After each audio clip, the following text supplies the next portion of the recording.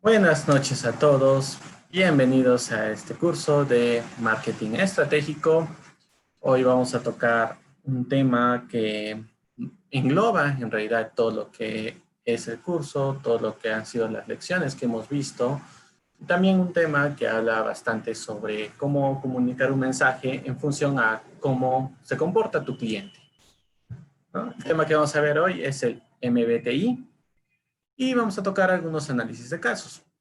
Casos que, bueno, solicité, pedí también en la última sesión, que, bueno, me fueron enviando durante la semana y que también, bueno, un caso en particular que ya llevé un tiempo también ejecutándolo, para ver algunas sugerencias, algunos tips y que sea lo más variado posible.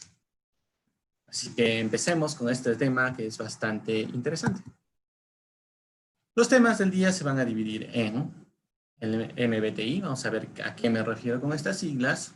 Vamos a ver cómo este método, esta metodología funciona en el marketing para poder comunicar mejor o conectar mejor con los clientes. Y vamos a ver el estudio de casos en sí mismo.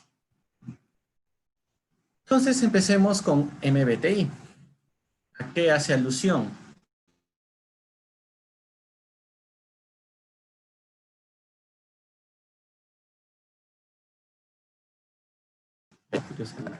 Listo. Son unas siglas que hacen referencia a un método o un modelo para determinar la personalidad de los clientes, los usuarios, de las personas en general, ¿no? Significa Myers-Briggs Test Indicator.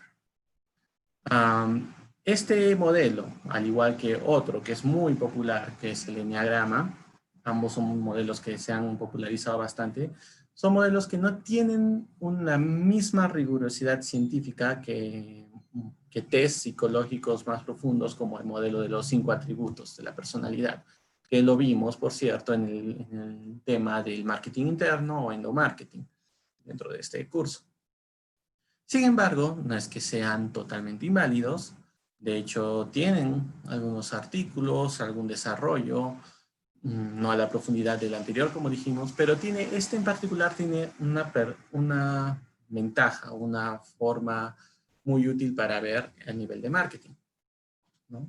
Para empezar, nos va a ayudar a grandes rasgos a entender, a hablar de que sí existe una personalidad y esto moldea nuestro actuar, nuestras conductas, ¿no? Y por ende va a ayudar también a determinar mejor cómo definir una persona, cómo definir un arquetipo, un segmento, nichos y sus preferencias, ¿no? Este modelo en particular es muy útil para determinar hábitos de consumo, como vamos a ver más adelante. Pero antes de entrar en estos detalles, vamos a hablar más de cómo se lee y cómo funciona este modelo. Así que hablemos del método. El método de Myers-Briggs funciona de la siguiente manera. Primero, te puede dar indicios interesantes de cómo es el actuar, el comportamiento individual de cada persona. De hecho, si ustedes toman este test, les puede dar algunos datos bastante interesantes. Está libre también en internet, lo pueden tomar. Es bastante interesante. Como digo, siempre tómenlo con pinzas en el sentido de que un test de personalidad profundo como el de los 5 atributos es mucho más eficaz. Pero miremos en qué consiste. El test tiene 4 atributos principales o rasgos y uno adicional que un poco moldea el tipo de personalidad que uno saca, ¿no?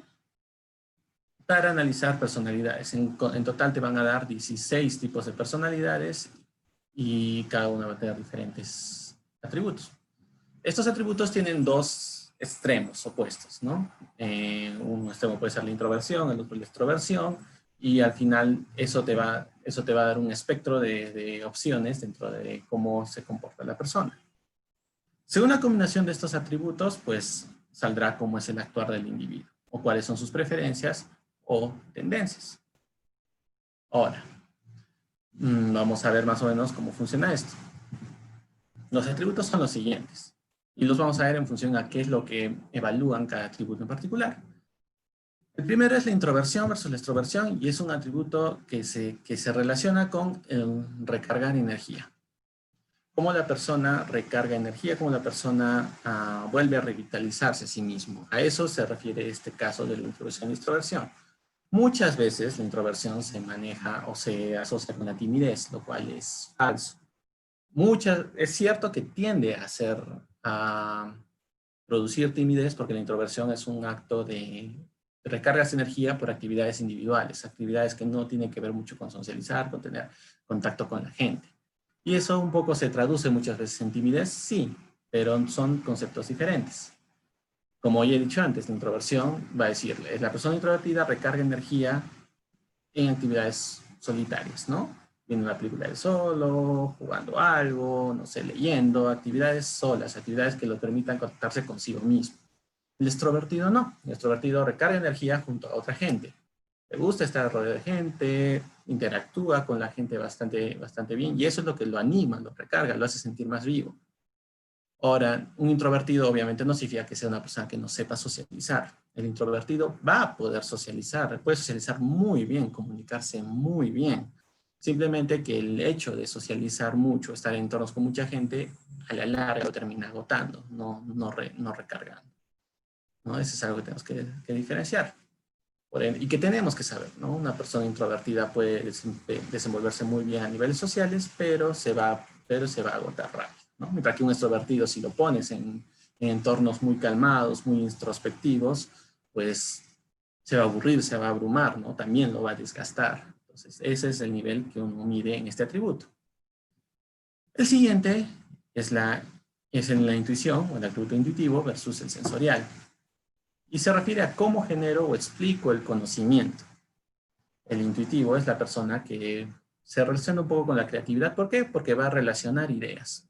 Relaciona ideas, ve patrones, ve cómo se conecta, ¿no? Un concepto con otro, y eso es bastante relacionado con la creatividad.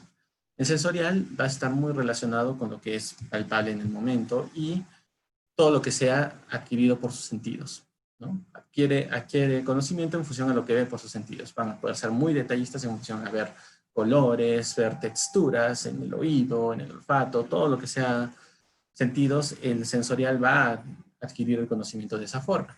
Vamos a ver después cómo esto se traduce en el marketing, obviamente. El pensador versus el emocional. Es cómo uno toma decisiones. El pensador, obviamente, bueno, este es bastante directo y de hecho con el siguiente atributo se relacionan bastante, tienen cierta lógica, vamos a ver las diferencias que tienen, pero el pensador va a ser una persona, obviamente, que es muy crítica, muy analítica, muy estructurada, ¿no? En sus decisiones, ¿no?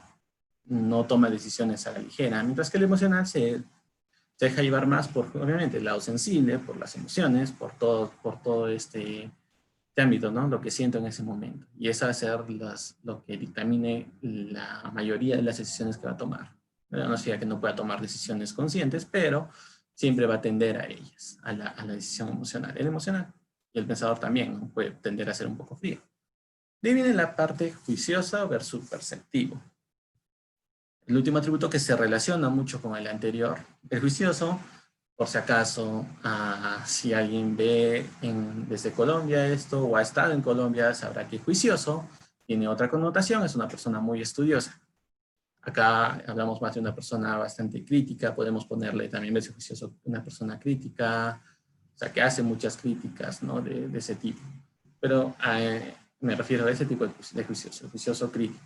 Va a ser una persona que va a ser muy cuadrada en el sentido de que muy regida bajo sus normas, ¿no? Tiene normas específicas, normas bien claras de cómo deben ser las cosas y cómo debe funcionar todo. Un ejemplo de este podría ser, si han visto David Fan Theory, Sheldon Cooper, sería una persona con este atributo bastante marcado. ¿Por qué? Porque es una persona que te dice, ¿no? El lunes es día de comida tailandesa, mientras que el martes es día de pizza, miércoles día de sándwich, el jueves día de queque en el mismo restaurante, pero día de queque y así sucesivamente, ¿no? Es una persona muy cuadrada que ya tiene todo delimitado en sus formas de ser. El perceptivo, por otro lado, es una persona mucho más espontánea, que se relaciona mucho con la parte emocional, ¿no? No es tan organizado como el juicioso y es mucho más disperso, un poco más distraído. Ese es el tipo que sería el perceptivo, ¿no? Un poco más que vive en el momento, ¿no? No lo tiene todo estructurado. Algo curioso que hay que saber de acá es justamente algo que a veces se puede confundir. Por ejemplo, una persona que utilice utilice agendas, recordatorios, notificaciones, personas de ese tipo no necesariamente son personas juiciosas. Podrías decir, tiene lógica porque estás organizando, tienes todo esquematizado, pero no necesariamente. El que tiene el atributo juicioso es tan organizado que muchas veces ni siquiera necesita de herramientas de ayuda, ¿no? O sea, lo puede tener todo en la mente y lo tiene todo bien definido, ¿no? No necesariamente tiene que tener todo escrito. Por otro lado, el perceptivo sí puede ser una persona que, si es un perceptivo consciente de sí mismo, puede ser una persona que se dé cuenta que es tan distraído que necesita estos apoyos. Por lo tanto, suele tener o puede tener agendas, puede tener recordatorios, notificaciones, alertas, ¿no? Porque es una persona que sabe que es distraída y necesita las herramientas que ayuden a controlar eso. Por tanto, la herramienta que use una persona no va a determinar necesariamente el atributo que lo domine. El último atributo, el atributo adicional, que no vamos a ahondar mucho en ello porque al final no determina algo en particular más que afianzar la personalidad que sale, es el asertivo versus el turbulento. Se refiere a que una persona asertiva tendrá una personalidad, de la personalidad que le sale es una personalidad ya definida, ¿no? Muy difícil que tenga rasgos del otro aspecto, del otro extremo. Mientras que una persona turbulenta sí va a tender a ser cambiante en algunos o en todos los aspectos dependiendo de ciertas situaciones. Por ejemplo, si yo mirara a Myers-Briggs dentro de mi persona, yo diría, bueno, Myers-Briggs me indica un grado de introversión fuerte. No fuerte, pero un grado de introversión. Sin embargo, es una introversión turbulenta. Y eso se ve bastante claro en este caso, ¿no? Si bien yo sí, por lo general, disfruto de las actividades individuales, de calma y de todo ello, disfruto también mucho de las actividades como dar las clases, como estar en conferencias, en ponencias, debates. Me gusta estar en ese entorno también. Es un rasgo de extroversión, de igual forma, ¿no? Entonces ese es un poco el lado turbulento. Tiendo a la introversión, pero tengo el lado turbulento que me permite hacer las otras cosas, ¿no? O pensador, una persona bastante analítica y todo ello, pero también soy una persona bastante antojadiza, como ser que es el rasgo emocional de alguna forma, ¿no? Y entonces ese es un poco el rasgo turbulento a lo que se refiere, ¿no? Sigamos analizando cómo se ve el método. Y antes de ello, vemos que cada rasgo tiene le puse entre paréntesis una letra asociada, ¿no? La I o la E, la N o la S, la P o la F, la J y la P, la I y la T. Las combinaciones de estas letras es la que te va a decir cómo es la personalidad. Acá hay que también les tengo que dar una salvedad. Si ustedes van a tomar este test, existe la organización que más lo difumina, es una que se llama 16personalities.com. Ahí te dan el test gratis, pero les sugeriría que tomen el test en la versión en inglés. O lo traduzcan. Si no saben inglés, traduzcan las preguntas y respondan de acuerdo a ello. ¿Por qué? Porque la versión en español es mucho más evidente. O sea, te das cuenta muy directamente si te está preguntando si eres introvertido, extrovertido, intuitivo, sensorial, es muy directa. Mientras que la versión en inglés es un poco más sutil. Te hacen preguntas que no ves rápidamente la relación con qué rasgo están evaluando en esa pregunta. Y es un poco más fácil que pueda ser más honesto, ¿no? Porque cuando es muy evidente puedes intentar maquillar un poco las respuestas. Entonces la versión en inglés es mucho mejor si van a tomar este test. Como digo, es un test referencial. No es totalmente definido como test más profesionales elaborados, como el que vimos en marketing interno.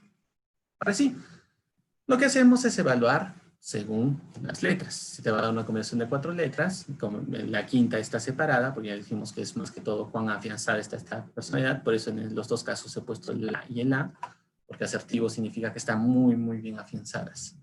Y acá te he puesto los ejemplos de los extremos. El extremo de la izquierda, la persona introvertida, intuitiva, pensadora y juiciosa o crítica, es el extremo que se le conoce como la personalidad del arquitecto. Y la personalidad del arquitecto es una personalidad que le llaman también la personalidad del villano. ¿Por qué? Normalmente los villanos en las películas, los malos de las películas son malos que tienen este tipo de personalidad. Son personas, obviamente, son juiciosas y críticas, son personas que son muy, tienen muy cuadradas, tienen una forma de pensar. El mundo debería ser así, o el mundo está mal porque es así, y esta es mi forma de hacerlo, y yo tengo que cambiar el mundo a funcionar lo que yo pienso, porque esta es la estructura en cómo el mundo debería funcionar.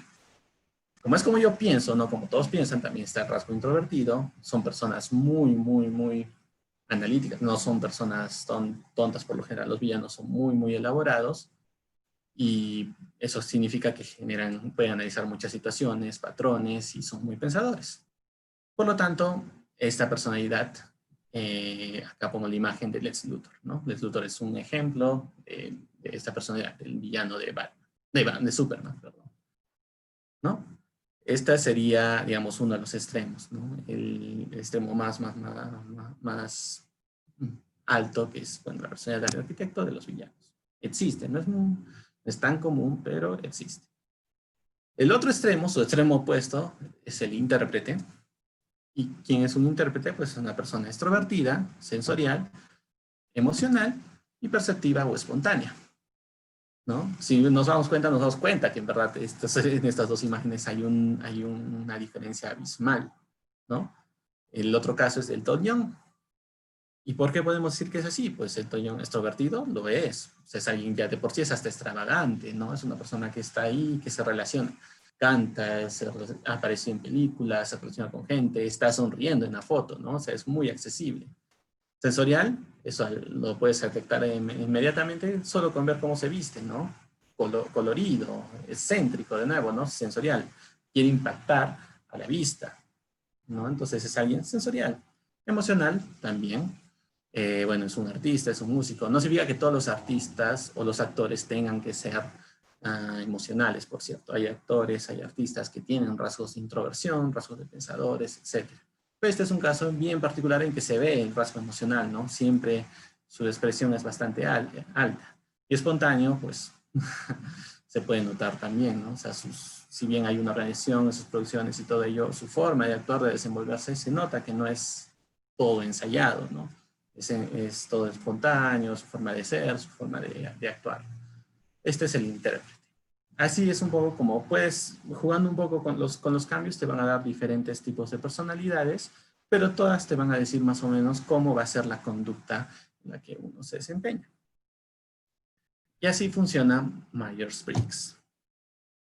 Ahora, el punto es, ya sabemos cómo funciona esta teoría, ya sabemos cómo analizar. Si nos dan 4 letras, ya sabemos qué significan esas 4 letras y nos pueden dar un indicio.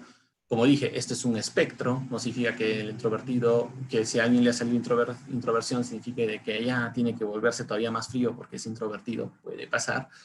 Recordemos que todo esto es un espectro. No es que introvertido sea 100% introvertido, puede ser introvertido medio y hasta puede acercarse a otro espectro como un turbulento. No nos cerremos por lo que sale en el test. Sin embargo, estamos acá para ver cuál es la utilidad en lo que es el marketing y en el marketing estratégico. Y su utilidad justamente radica en que esto te puede indicar cómo debes contactar o qué funciona con cada tipo de cliente que tengas, ¿no? Te puede ayudar primero en definir el tipo de cliente, si te das cuenta que tienes ciertas conductas. Y segundo, si ya sabes las conductas que tienes, pues enmarcarlo en cómo va a servir las mejores estrategias.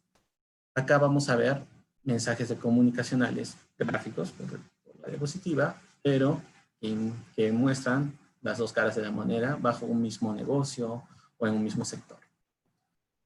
Hablemos de introversión versus extroversión. Estas son imágenes de Perú Travel, y específicamente Perú Travel en turismo de aventura. Y te muestran estas dos opciones, ¿no? De 2 lugares en Perú que puedes visitar.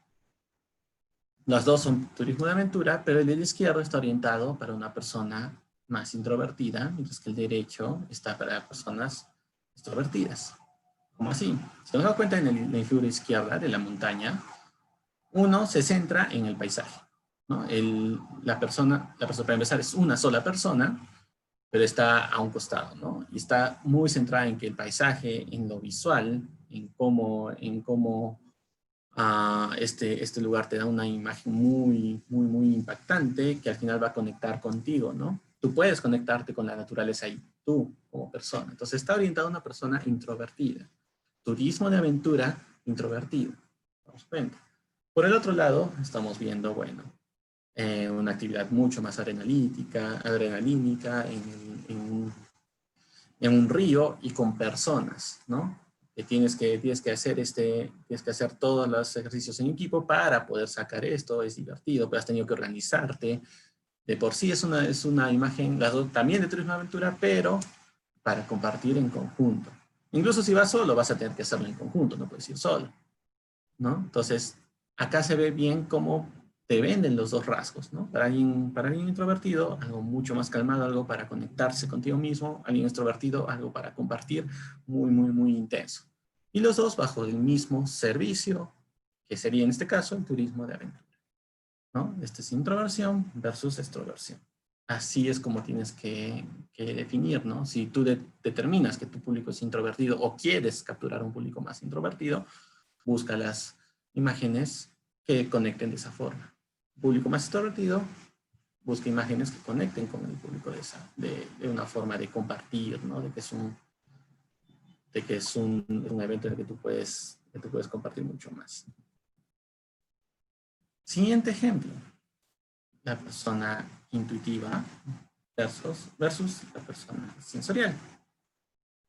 Este es un ejemplo de una empresa, de Lego.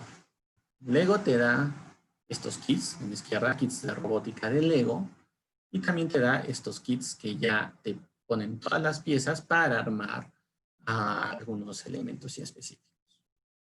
De la izquierda, de igual forma, equivale igual al título, al rasgo intuitivo. ¿Por qué?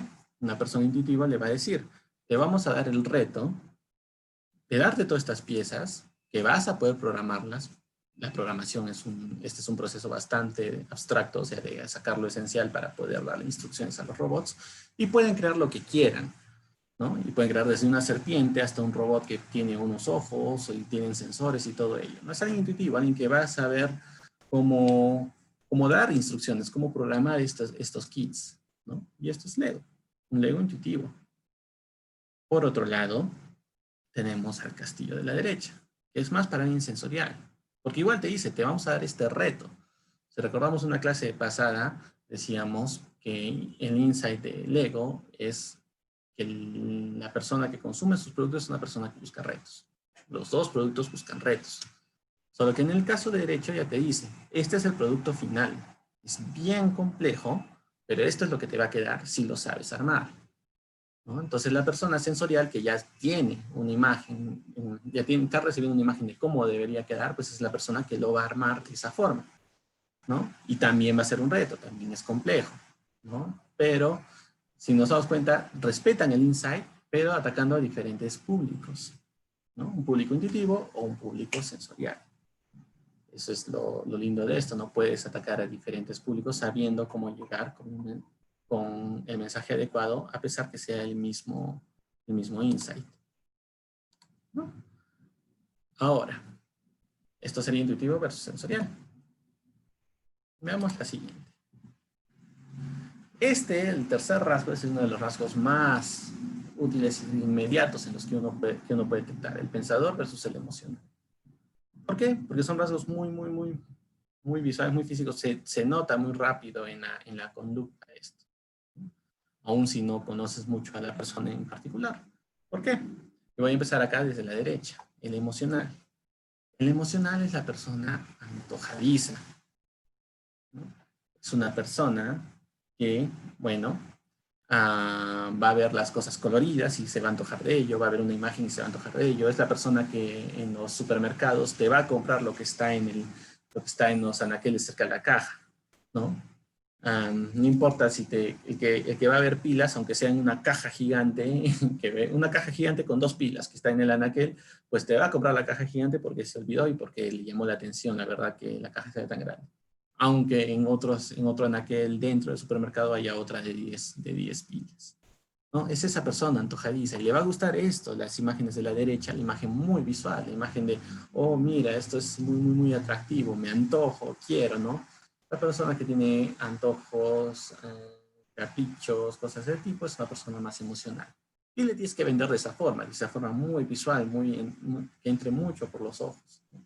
Porque no lo va a poder aguantar, no lo va a poder resistir. De repente lo resiste a la primera, pero a la siguiente que lo vea no va a poder resistir. Es una persona que tiende a ello.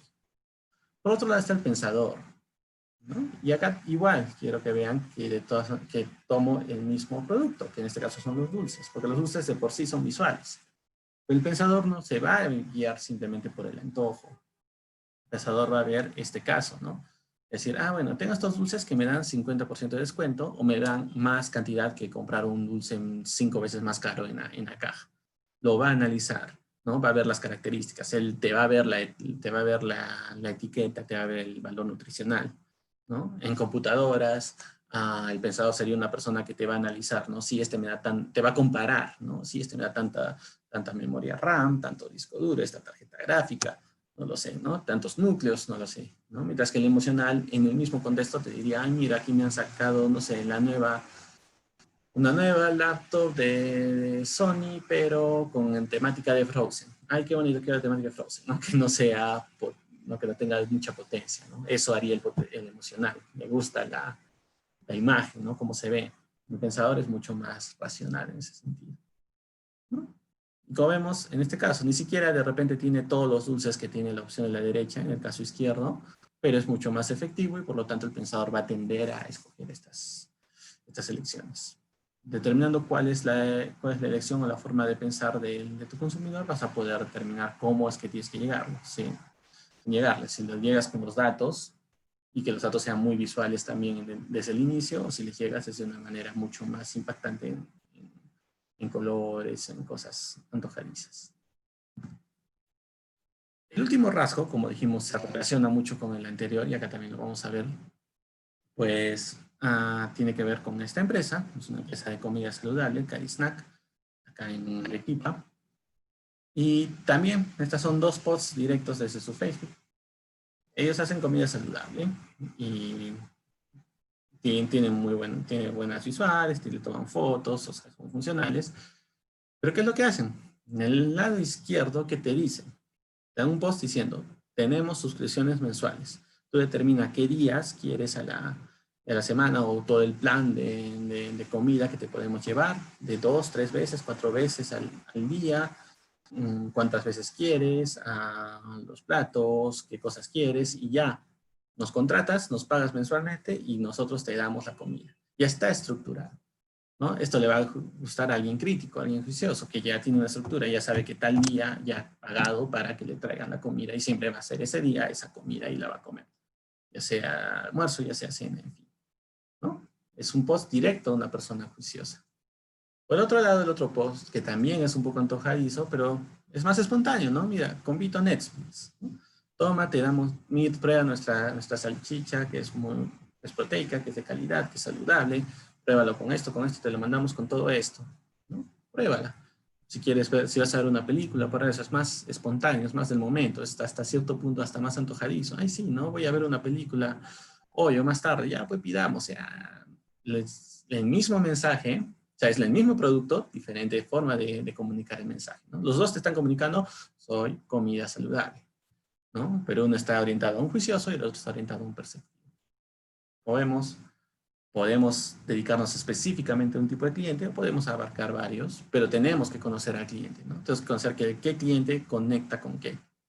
Si nuestra base de clientes está muy orientada a lo que es el juicioso, pues nos orientamos al juicioso y dejamos de lado el perceptivo, o viceversa, o cualquier otra combinación que veamos. Pero estos son ejemplos de cómo se analiza el comportamiento de las personas tipo Myers-Briggs para mandar mensajes convincentes. Cómo generamos mensajes para convencer, para atraer a la persona. Y fidelizarla también, porque se ajusta más a su forma de ser, a su forma de pensar, y se conecta más con la marca. Esto sería el tema de Myers-Briggs. Ahora vamos a ver algunos casos, los casos que mandaron y el caso que ya traje un poco más de tiempo. En este caso, bueno, ya me lo llegaron a mandar con cierto tiempo y por ello también se les pudo hacer ciertas sugerencias desde ya. Acá vamos a ver un gran aspecto porque como hemos visto, marketing estratégico y marketing general es toda una gama de distribución hasta la promoción en sí. pero vamos a ver los tips más resaltantes.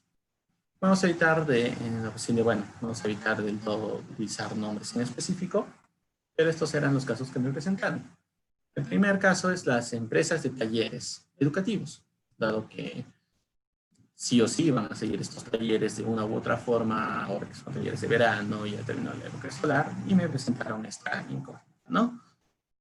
A grandes rasgos, era una empresa que buscaba generar talleres con las técnicas más efectivas de la fecha, ¿no?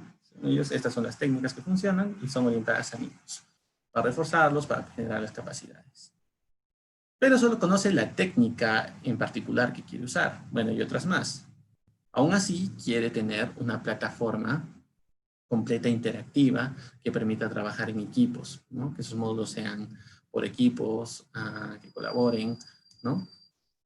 Y comparó su idea con el post de la derecha, que era un taller, un curso de robótica, que te daba un límite de tiempo, te daba la inversión, de hecho una inversión considerable, si pensamos, el día, la duración. De hecho, eso está bien, esto es como una ficha. La de la derecha es una ficha de producto, básicamente. Es un post, pero tipo ficha de producto. Está diciendo todo lo que todo lo que incluye el producto y qué es lo que ofrece, ¿no? Horarios, costo, fechas, cantidad de sesiones, duración, en fin, ¿no? Ya está requisitos. Y si ven un post más largo, hasta ahí podemos ver muchas más cosas, ¿no? Y los requisitos eran niño de 9 a 15 años, conocimientos de computación, que sepa escribir en Word, tableta, Android. Bueno, con la pandemia un poco el segundo requisito se ha vuelto más flexible, pero igual, es un requisito muy específico. Y este era presencial, este curso de robótica, mientras esta empresa está pensando hacer emprendimiento, hacer módulos virtuales. ¿Cuáles fueron las lecciones o las sugerencias que se le dio? Pues la principal es algo que hemos visto también en clases pasadas, es el valor debe estar dentro de tus posibilidades. Uno, ¿tiene que ser perceptivo para tu cliente? Sí, pero tiene que estar dentro de lo que tú puedes fabricar. La solución completa y perfecta no existe, ¿no? Mientras te pasas, ¿por qué venía esta sugerencia? Porque ellos no tenían un equipo de desarrollo, personas que supieran hacer una plataforma del nivel que querían hacerlo. Tenían el bosquejo, lo tenían todo listo, lo tenían todo bien bonito, y en verdad era muy bonito. Pues muy bonito, mejor dicho, sigue adelante, pero no tienen el equipo que lo vaya a implementar. Pues, por gusto, pasarían el tiempo buscando personas, generando costos, sin haber testeado, iban a demorar todo un mes hasta que casi medio año, un año, hasta que lo puedan sacar como lo quieren. Y para eso ya habrán sacado nuevas tecnologías, nueva competencia. Por ello, tienes que considerar siempre, tu propuesta de valor tiene que estar dentro de las posibilidades de lo que puedes producir en el momento. E ir testeando e ir creciendo como vaya funcionando, ¿no? Si tus posibilidades no se comunican bien al cliente, pues las cambias, pero dentro de lo que puedas cambiar, ¿no? Hasta que agarres la fórmula y empieces a crecer. Otro aspecto es de que ellos se concentraban mucho, porque su experiencia estaba más orientada a los niños, se concentraban en los niños, que los niños lo encuentren atractivo. La verdad es de que acá el factor decisor es el padre, ¿no? El padre es el que decide contratar el servicio o dejarlo de contratar. A ver, me iba a ir acá un ratito mi mascota. Bueno, sigamos. Por lo tanto, tenemos que considerar cuánto trabajo adicional le das al padre. En este caso, bueno, el servicio virtual ya es un trabajo adicional de por sí, ¿no? Porque no vas a tener la misma atención de los niños, es cierto, y el padre tiene que estar ahí, tiene que de alguna forma conectarlo, ¿no? Como ha sido un poco la situación, si es para niños. Sin embargo, acá también era lo que fallaba en el otro caso, ¿no? Ya te piden, ¿no? Tienes que tener conocimiento básico, tienes que saber escribir en Word, ya son requisitos fuertes para niños al menos de 9 años, hay niños que tal vez le cueste más, y sobre todo tener una tablet o un teléfono Android. Para la edad más corta, pues probablemente no tengan tanto ese acceso, esa movilidad para un teléfono, depende, no tienen un teléfono propio de esa edad, ¿no? Ya 13, 14, depende, ya podría ser, pero muchos niños no tienen todavía acceso a esta tecnología, tendrían que darle los padres. Es ya un requisito restrictivo en el caso del post que estaba comparando. Entonces ellos tenían que pensar en ello. Lo que ellos ofrezcan no debe generar mayor trabajo, ¿no? Porque eso se va a generar como un muro, algo que van a rechazar, ¿no? Tenían que ver eso. Por ello, se optó por la siguiente opción. No te concentres en el curso, porque siempre te concentras, porque todos los que lanzan talleres del curso en específico, aprender una habilidad en específico, cosas así, ¿no?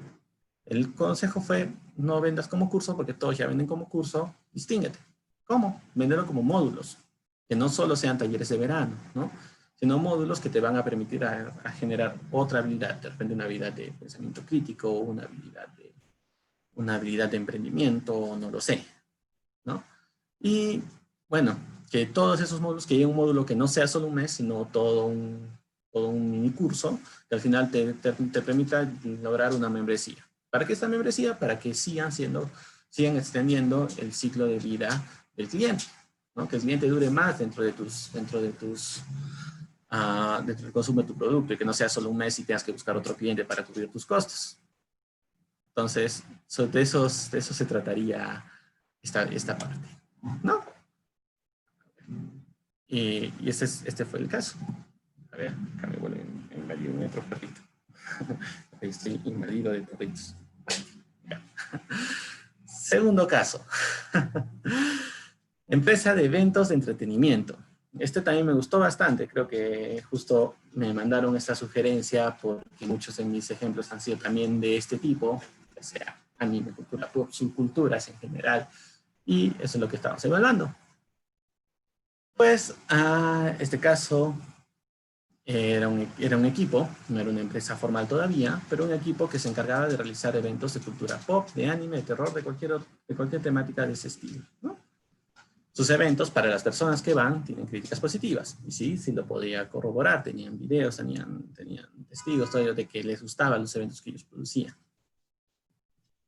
Pero toman referencias para saber qué hacer a encuestas en sus redes sociales. Pero estas encuestas solo las responden 40 personas. Y es cierto, o sea, si esto le presentas a una productora más grande o alguien que quiere que te cubra el costo de alguna cosa o se anime a invertir contigo, no le va a gustar. 40 personas no significan nada. No era un mensaje muy claro de ventas, ¿no? Sin embargo, su fuerte estaba en el diseño en general, diseño digital, diseño de videos, producción, también diseño de todo lo que era esculturas, decorado, todo lo que era físico. Eran muy buenos haciendo todo ello, ¿no? Y la mayoría lo costeaban en forma de canje o por voluntarios, ¿no? ¿Por qué? Porque amaban el arte, amaban lo que hacían, o aman lo que hacen. Es una empresa muy interesante. ¿Cuáles son las lecciones o qué es lo que se podía ver desde ellos, ¿no? Los eventos son buenos, sí, pero tenías que determinar algo muy claro. Era un nicho de subcultura, ¿no? Son subculturas. La cultura pop, en el sentido de todo lo que es fantasía, anime, todavía no fantasía, incluso la podría separar. Pero todo lo que es, de repente, Marvel, superhéroes, todo ello, todo lo que está de moda, eso es cultura pop, es un tipo de subcultura, ¿no? El anime igual, el terror igual, son tipos de subculturas que a veces hasta no pueden estar juntas, ¿no? Tienen valores diferentes. Por lo tanto, esta productora lo que tenía que hacer era una técnica paraguas, es lo que se dijo, ¿no? Haz una técnica paraguas, formalízate dentro de un nombre general de una productora, que sea la productora principal que genera todos tus subeventos. Porque acá lo que pasa en este tipo de negocios en particular es que tienen un producto que es muy bueno, en este caso tienen un evento muy bueno de varios elementos, y ese es el evento que un poco empieza a ser la marca principal, ¿no? Cuando intentan sacar un nuevo producto, tienen que empezar desde cero a armar su comunidad para este nuevo producto. Si era algo de terror, tenían que empezar desde cero. Si era algo de fantasía, empezar desde cero, que se hagan conocidos. No era muy eficiente. Pero si estás bajo una técnica de paraguas, tú vas a decir, evento tal de cultura pop, producido por la productora principal, ¿no? Si lo haces bien, te genera ya un fan club, te hacen personas que lo siguen, ¿no? Sacas otro evento de terror, ya conocen que la productora es la que genera estos tipos de eventos. Y pum, de por sí va a ser mucho más fácil generar el público específico para esta cultura, ¿no? Porque ya se empiezan a pasar la voz, son subculturas, son muy conectadas, muy interconectadas. Entonces ya no tienes que empezar desde cero una y otra vez, porque tu marca principal es la que siempre va a avalar la calidad que estás haciendo. Esa era la primera sugerencia, utilizar la técnica de paraguas. La siguiente, y esto es algo bastante común, es una persona que a veces emprende, no necesariamente, un emprendedor no tiene que haber sido un administrador, necesariamente, ¿no? Muchas veces, obviamente, ellos son más que todo inclinados a lo que es diseño gráfico, diseño artístico, en fin, ¿no? Igual el anterior no era educación primaria. No tienen que tener, no tienes que haber estudiado administración, pero sí tienes que saber conceptos que son bastante intuitivos cuando uno los aprende de administración. ¿Y cuáles son estos? Tienes que saber tus presupuestos, tienes que saber costearte. Incluso cuando es canje, tienes que saber el valor del canje que estás realizando, ¿no? Y poder manejarlo de esa forma, porque si sabes cuánto vale tu producto, vas a saber cuánto vas a pedir por canje, no te vas a no vas a menospreciar de alguna forma tu propio esfuerzo, ¿no? Tienes que saber valorizar esto y encontrar tu punto de equilibrio, es decir, cuántos ingresos tengo que generar para no perder, incluyendo los canjes, el valorizado del canje. Sabiendo esos conceptos, pues ya podías generar cosas más interesantes y empezar a buscar utilidades, ¿no? No solo, porque al final si solo llegas al punto de equilibrio, nunca vas a crecer, ¿no? Siempre tienes que buscar ir creciendo, creciendo, creciendo más si eres una empresa paraguas. Se sugirió pasar el presupuesto, lanzar el evento mucho más antes, porque se lanzan sus eventos el mismo mes, se sugirió mucho más antes, y desde las dos formas. Tiene que tener un presupuesto digital y un presupuesto físico, ¿no?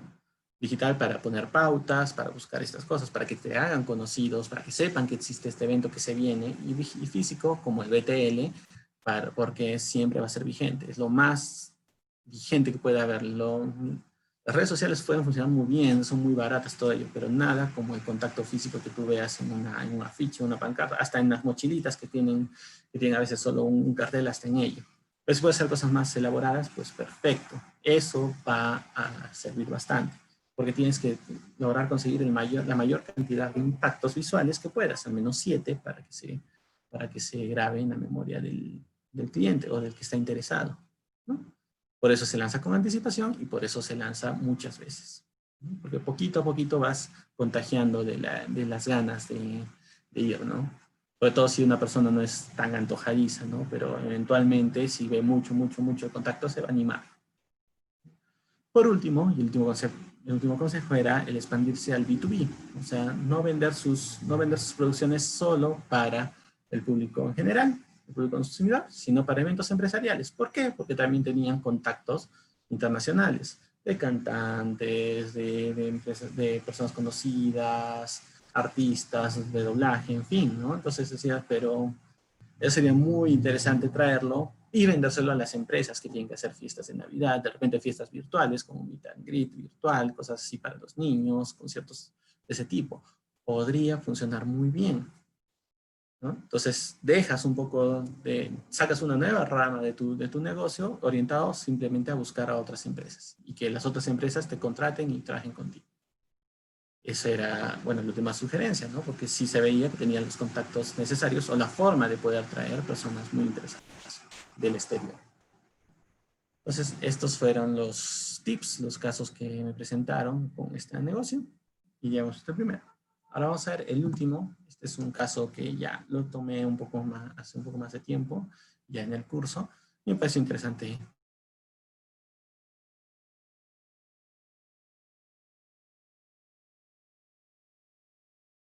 Bueno, pues era un restaurante ubicado en una locación arriesgada, en el sentido de que era una locación con con muchos mercadillos. Era una zona muy bonita en realidad, ¿no? De hecho era un poquito peligrosa hasta cierto punto. Sus ingresos eran principalmente lunes y viernes. Quieren hacer sociedad con un gimnasio que está cerca y el día de descanso del chef principal es domingo. Vamos a evaluar un poco cómo funciona esto, por qué es así. Pues lo primero que se sugirió fue que el restaurante debía buscar qué es lo que quiere. Ingresos por volumen, ingresos por marca y sabor, o marca y calidad, ¿no? Ninguno es malo en sí mismo. Por ejemplo, por volumen suele ser el ingreso de lo que se diría, ¿no? La tía Veneno. Vende mucho, no esperas mucho, tampoco es bien barato, pero vende por cantidad y eso le da muchos ingresos. Mientras que por marca, por sabor sería algo más gourmet. Tienes que decidirte. De hecho, solo pensando en la locación diría, bueno, tienen que apuntar a volumen porque al menos hasta que puedan cambiar, hasta que puedan crecer, ¿no? que era el punto, porque cambiar de locación puede ser caro si no estás teniendo un crecimiento constante o seguro. Entonces dijeron, bueno, pero tenían que decidirlo. Esta es una decisión que no lo puede tomar el de marketing. Puede sugerir, pero lo decide al final el dueño, gerencia, en fin. ¿No? Y si sin marca, pues se trabaja sobre marca con lo que se tiene y lo que se puede y empieza a trabajarse desde ahí. Pero se ve. Ahora, como era difícil cambiar el lugar, obviamente es un costo considerable, se sugiere aprovechar el delivery. Ahora mismo, la ventaja, de hecho, siempre, no importa la situación, incluso el coronavirus sacó muchas oportunidades muy interesantes. La ventaja de esta situación es de que mucho del delivery se ha intensificado, es mucho más accesible, la persona le tiene menos miedo al delivery ahora, porque se ha tenido que acostumbrar a ello, pues el delivery te permite separarte de la locación de alguna forma, ¿no? No van a verlo. Puedes utilizar otras técnicas, como hemos visto, del empaque, el envase, el embalaje, para conectar con el cliente. Era una buena forma. Es una buena forma todavía. Centrarse en ofertas de menú, dado que a sus alrededores había o hay instituciones públicas interesantes. Ahí estaba el Poder Judicial, había otros tipos de lugares públicos, creo que estaba un banco, el Banco de la Nación, por ahí estaban, habían varias cosas cerca, ¿no? Y eso se refleja en la conducta, porque uno diría, pero lunes y viernes y fines de semana, ¿no? Pues sí, te está diciendo de que esta es una conducta de personas que tienen que ir en esos periodos, ¿no? Es una conducta de menú, de hecho lo que vendían más era menú, entonces tenían que sacar menús, ¿no? De repente sí, por la locación y todo era muy difícil que igual el fin de semana, igual se tiene que llegar a igualar el fin de semana porque es una oportunidad muy interesante, pero su fuerte estaba en el menú. Entonces tenía que ofrecer este menú, tenía que ir, tenía que dar variedad, ofrecer a estas instituciones, les traigo, y ya tener un ingreso fijo, ¿no? Si ya se acostumbra y dice, ya es un ingreso fijo, ya van a empezar a hacerlo, ¿no? Y va a ser un ingreso que al final te va a ayudar para hacer otras cosas. Entonces, eso es lo que explica por qué se daba ese fenómeno extraño, lunes a viernes y no fin de semana, ¿no? A veces cuando vemos una situación tenemos que comprenderla, recordemos, tenemos que comprender por qué se da de esa forma. Pues en este caso era por ese, el menú. No, muchas veces uno se enamora de algún concepto en el particular y lo ve ya de antemano como malo. No necesariamente es malo, puede funcionar, pero tienes que saber por dónde atacar, ¿no? Y aprovechar, si es una fortaleza establecido, pues aprovecharlo hasta que puedas hacer una migración. Para su idea de gimnasios, ellos lo que hacían era ir, dar muestras, invitar después del gimnasio a que vayan al restaurante y no servía. Pues, ni siquiera podían contactar a los dueños en realidad del gimnasio de esa forma. Pues lo que tenían que hacer era lo mismo, la comida saludable. Tenían que generar menús saludables y empaparse del tema de la carga calórica en función a la necesidad de los asistentes a un gimnasio y sacar los menús especializados para ellos. ¿Por qué? Porque obviamente una persona que tiene que generar masa, de repente tiene un metabolismo muy rápido, es muy difícil que genere masa, que es muy flaquito, pues necesita cargas calóricas mucho más fuertes. No hay que hacer menús de ese tipo. Pero una persona que va para bajar de peso porque su metabolismo es lento, sufre mucho para bajar de peso, pues necesita cargas calóricas muy bajas, ¿no? Pero igual siguen siendo sabrosos, entonces necesita algo muy diferenciado. Igual alguien que quiera ganar músculo, en fin, son casos muy concretos. Y si tú vas con una oferta ya que se adecua a los clientes, pues va a ser mucho más fácil que te escuchen y no solo eso, que te puedas expandir a otros negocios y hacer alianzas más fácilmente.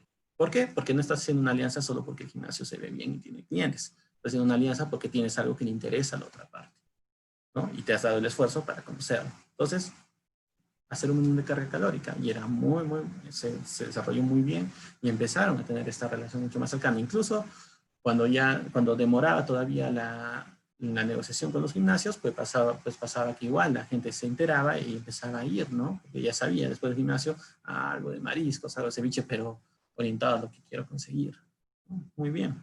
Y claro, cumplir con estos menús, ¿no? Con lo que se dice. Dependiendo del rumbo que se busque, buscar volumen o marca, eso ya lo hace de una forma, pero también considerar el nombre del restaurante. Los restaurantes gourmet o de marca normalmente tienen una característica que es que son muy cortos la palabra y ni siquiera tienen mmm, mucho sabor, por decirlo así, en el nombre, ¿no? Pueden decirte, no sé, marca, manta, pueden decir, no sé, caleta, no sé, cosas por el estilo, ¿no? Mares. nombres así, muy monosílabos, y que lo recuerdas rápidamente. Ni siquiera está muy relacionado, pero es muy diferente a un nombre de volumen, ¿no? Es como, no sé, el pescadito del norte, ¿no? ¿No? El, puro limón, es uno que de hecho está acá en Arequipa, ¿no? Purito limón, ¿no? O sea, son nombres que sí, no te... Se nota, por mí, solo con escuchar el nombre ya lo relacionas con algo que de repente puede ser muy bueno, pero lo vas a relacionar como lo que se conoce como un hueco, ¿no? Como algo bastante escondido, que está muy lleno, tiene que ser los trucos. Entonces, considerar el nombre, dependiendo de la decisión. Si de hecho, su decisión era de una restaurante de por volumen también, y funciona bien. El siguiente es usar la estrategia del contraste. Su logo y los logos de la mayoría, de muchas cevicherías tienen la misma característica. Un pez o algo relacionado con el mar, azul y blanco. Siempre esa es la combinación. De hecho, y este restaurante no era la excepción. También utilizaba esos tres. El problema es de que era un logo tan similar a tantos. Había un restaurante que era su competencia y que solo tenía el logo invertido. O sea, blanco y azul, en vez de azul y blanco. Pero aprendían lo mismo y solo cambiaba una letra o algo por el estilo en el nombre. Entonces se confundía, era muy fácil confundirlo porque no iba a recordar. En este caso, la estrategia de hacer similitud no sirve. Porque ya todos saben, todos van a ver, todos no van a poder distinguir bien cuál es tu producto. Y es un restaurante, deberías poder ser distinguido como restaurante. Entonces dijeron, utiliza el contraste. Utiliza colores que no use la gente, ¿no? No sé, naranja, rojo, arcoíris si quieres, ¿no? De hecho, un logo bien bonito de que vi en un restaurante, también cevichería, era colores arcoíris y el logo era un pulpo. Muy bonito, ¿no? Y era el tipo gourmet. Entonces, utilizarlo, ¿no? Utilizar esto, rompes con el esquema de que cevichería es azul y blanco y pescado, que tenga el nombre de pescado o ceviche, y eso puede ir formando la orientación que uno quiere. Esos eran los tips que un poco se les dio, ¿no? Además de, bueno, los tips anteriores de controlar presupuestos y todo lo demás. También, bueno, también antes se le dio la parte de los cuentos de promotores. ¿Cómo, ¿Cómo funciona lo de los promotores? Pues simplemente, o sponsors, en otras palabras, buscar personas interesadas, ni siquiera en este rumbo, ¿no? DJs, modelos, no sé, anfitriones, cosas así, que estén al alcance y todos tienen ciertos contactos y ofrecerles, ¿no? Te doy descuentos si vendes mi producto. Por cada producto te doy cierto descuento. O te doy un costo simbólico, un precio simbólico, ¿no? Si lo definen con tu nombre, pues te doy un porcentaje de la venta de lo que han hecho, ¿no? Simbólica, no puede ser, no tiene que ser muy alta, pero eso ya funciona de alguna forma, ¿no? Para ir acelerando, buscando, testeando al menos si eso funciona, si tienen buenos contactos de esa forma. De repente no aprovechan sus redes. Todo eso fue otra forma de hacerlo. Y no te genera costos, porque el costo que genera, no te genera costos fijos, porque no tienes que pagar a alguien para que te promocione, sino que en función a lo que te promociona, pues le pagas la cantidad, ya sea en descuentos o en un costo variable. Y siempre el costo variable es mucho más fácil de procesar que un costo fijo, ¿no? Porque el costo variable está en función a lo que vendas. Entonces, si vendes, tienes el costo. Si no vendes, no lo tienes. Entonces, es muy bueno variabilizar los costos siempre que se pueda. Y así te ahorras también, ¿no?, de alguna forma en promoción. Esos fueron, bueno, en general, los consejos que se dio a este restaurante. Le está yendo muy bien. Bueno, al inicio con la pandemia un poco que chocó, pero está muy bien encaminado, ¿no? Entonces, es así. Y eso sería todo por esta clase, las notas de clase como siempre. Para resumir el tema, hablamos un poco del MBTI. Ya hemos visto, es un método o un test de clasificación de la personalidad que nos ayuda a entender quiénes o personas. No lo tome muy a pecho, eso sí, pero para clientes, para personas, para consumidores, te sirve como herramienta para analizar cómo se comportan y si consumirán o no el producto. Entiende cómo son tus clientes, lo mismo que te ayuda el MBTI, Myers-Briggs, ¿no? Porque entendiéndolos vas a saber qué mensaje les llega. Si es esto es independientemente de qué mensaje te llega a ti como dueño. Tú puedes ser un dueño muy introvertido, pero necesitas con clientela muy extrovertida por el tipo de negocio que tienes, pues caballeros, tienes que buscar algo que de repente está que es un poco disruptivo con tu personalidad, con tu apreciación de lo que a ti te atrae, ¿no? Pero tienes que hacerlo, ¿no? De esa forma. Eso genera recompra, fidelización y demás, ¿no? Como marketing estratégico, que es algo de que hemos visto bastante en estos casos, tienes que definir las mejores rutas y técnicas orientadas a los negocios. Ningún negocio es igual, ¿no? No existe una estrategia que... Es cierto, existen metodologías que son muy útiles, que van a servir, que son siempre constantes, pero no vas a poder aplicar específicamente algo de un negocio a otro, ¿no? Todos tienen diferentes problemáticas, diferentes sutilezas, ¿no? Por lo que el marketing es siempre algo que según uno va analizando, pues va a ir cambiando, según cada planteamiento que se haga, ¿no? Buscar una solución que se adapte al negocio, no forzar al negocio a tomar una solución que de repente es ideal en ese momento, ¿no? Pero siempre disciplinados, ¿no? Haciendo procesos, el proceso de generación de productos es el mismo siempre, pero tienes que saber cómo generar el producto necesario para el negocio, ¿no? No vas a generar, de nuevo, la respuesta a la solución completa no existe, no funciona. Si tú quieres una solución completa, no va a servir de esa forma. Todo evoluciona y es cambiante, ¿no? Incluso por eso existe dentro de lo que son los ISOs, el ISO de calidad, el 9001, te dice, ¿no? Hay un proceso de mejora continua. ¿Por qué? Porque siempre puedes perfeccionar tus procesos internos, ¿no? Entonces todo es cambiante. Y lo mejor que sirve para esto es de que no importa cuál sea la estrategia que apliquen, si la hacen bien, pero siempre esta estrategia tiene que estar acompañada con lanzar, testear, lanzar, testear, lanzar, testear, ¿no? Lanzar, testear y comunicar, porque si no la lanzas se queda en teoría. Te vas a armar de una super teoría no testeada que al final si falla o es muy lenta de implementar, no te va a servir para nada.